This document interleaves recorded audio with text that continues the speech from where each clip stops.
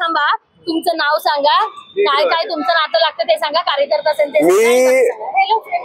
माझं नाव आहे मनोज चौधरी. मनोज चौधरी. हो, आणि माझं गाव आहे करेवडगाव, जे राम खाडेंचं गाव आहे त्यांच्या शहरचं माझं गाव आहे. आणि आम्ही सगळे एका मतदारसंघातले, आष्टी मतदारसंघातले.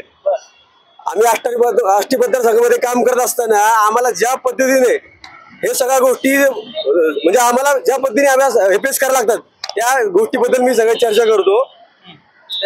हे सत्तेसाठी जे भस्मासूर आहे, सत्तेसाठी जे लालची आणि खुर्चीसाठी जे बसलेले भस्मासूर आहेत, ते महत्वाचं नाही. आता आम्हाला 2 मिनिट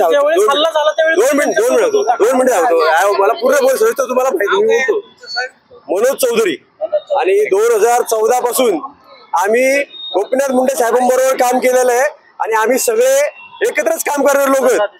पण आम्ही काम करत असताना हे कशा पद्धतीने हे दबावाचं राजकारण आणि हल्ले करणं, हे हल्ले करण्याचा प्रकार आहे वारंवार आमच्यावर केला होतो. आणि मी जे आतापर्यंत आमदार सुरेश धस, आष्टी मतदारसंघाचे आमदार सुरेश धस हे आतापर्यंत सांगत होते ना की मी सांगतोय की गुंडाला जात नसते, वारंवार सांगतोय मी. आणि जो हल्ला केला ना ते आहेत राम सूर्यभान खाडे, त्यांच्यावर हल्ला केला, त्यांचं नाव आहे राम सूर्यभान खाडे आणि त्यांच्यावरती जीव घेणं हल्ला करायला आलाय. जो आतापर्यंत आमदार सूर्यधस सांगत होता ना की मी आष्टी मतदारसंघाचा कायवारी, बीड जिल्ह्याचा कायवारी म्हणून, त्याने फक्त आता समोरही सांगावं, SIT लावावी, CID लावावी आणि हा तपास सगळा CID मार्फत करावा. आणि ह्याच्यामध्ये सत्य घरात बसल्या 20 दिवस झाला सूर्यधस घरच्या बाहेर पडत नाही, का पडत नाही? आणि हे मागून जे हल्ले करायचं काम आहे ना, तरी फक्त जनतेला येऊन समोर सांगावं की हे कृत्य केलं कुणी. आणि याच्या मागे कारण फक्त एकच आहे की राम खाडेंनी त्यांची प्रकरण सगळी बाहेर काढायचं प्रकरण चालू आहे. आणि आताच काल स्टे एका गोष्टीमध्ये 2 गोष्टीमध्ये स्टे मिळालाय. फक्त एकमेव कारण आहे की राम खाडेंचा यांना जीव घ्यायचा आहे. आणि त्याचप्रमाणे एकट्या राम खाडे नाही, बोट करावं, राम खाडे एकटेच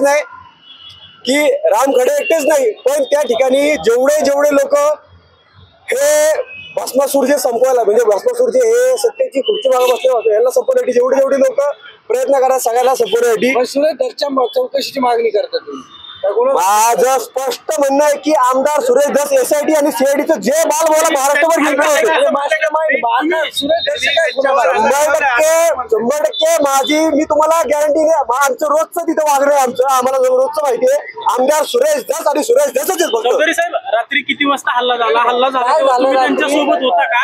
काय घडलं होतं? किती लोक? आम्ही रोजचे दररोजचे सहकारी आहेत. रात्री तुम्ही त्यांच्या बरोबर नव्हतो पण आम्ही रोजचे सहकारी आहेत त्यांचे.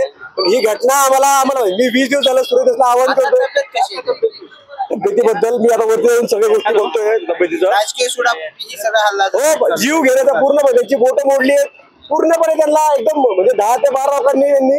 आणि काय करतात ते वेगवेगळ्या असं मारणारे कोण आहे? तुम्ही एवढं नाव घेता सूर्यधसचं, माझं म्हणणं असं आहे की मी देवेंद्र फडणवीस साहेबांचा आणि पंकजाताईंचा कार्यकर्ता आहे, गोपीनाथ मुंडे साहेबांचा कार्यकर्ता आहे. माझी एवढी इच्छा आहे की सगळं आम्ही भारतीय जनता पार्टीचं काम करत असताना आम्हाला एवढं टॉर्चर करण्यात येते त्या ठिकाणी. आणि फक्त आम्ही मुंडे साहेब का पंकजाताईवरती खोटे आरोप केले. तुमच्या आणि राम खाडेंचे नेमके काय संबंध आहेत? मित्र आहे तुम्ही, नातेवाईक आहे, काय नेमकं संबंध आहे? राम खाडे वंदे समाज आणि मी मराठा समाजाचा आहे. मी त्याच गावामधले पोलीस पाटील आहे आम्ही. आणि आम्ही सगळे काम करत असताना आम्हाला ह्या सगळ्या गोष्टीला, आणि मी सांगतो ना सुरेश धसांचा खानदानी धंदा काय त्यांनी वारंवार सांगितलं. त्या संतोष देशमुख यांच्या प्रकारामध्ये त्यांनी हेच सांगितलं की मारायचं होतं तर ऑन बाईट कॅमेरा दिले त्यांनी, की मारायचं होतं तर गाडी खाली चिरडून मारायचं. म्हणजे अशी वागणूक असणार तो आमदार आहे. म्हणजे त्या वागण्याबद्दल तुम्ही थोडक्यात सांगा. तुम्हाला तुम्ही आता काय माहिती दिली का? तुम्ही म्हणताय सुरेश धसांचं नाव घटनेबद्दल नेमकं काय माहिती?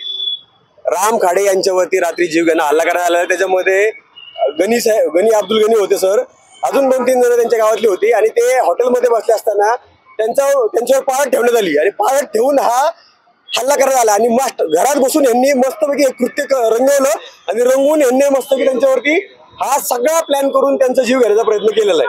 पण FIR तुम्ही मग तुम्ही त्यांचं नाव घेता, त्यांच्या विरुद्ध गुन्हा दाखल व्हायची मागणी करताय का किंवा करणार? SIT आणि CID पोलिसांवरती आमचा पूर्णपणे विश्वास आहे रश्मी शुक्ला मॅडम बसले डीजीपी म्हणून, ते एकदम सविस्तर सगळं. आणि मी माझे रोजचे मेल चालू आहेत देवेंद्र फडणवीस साहेबांना.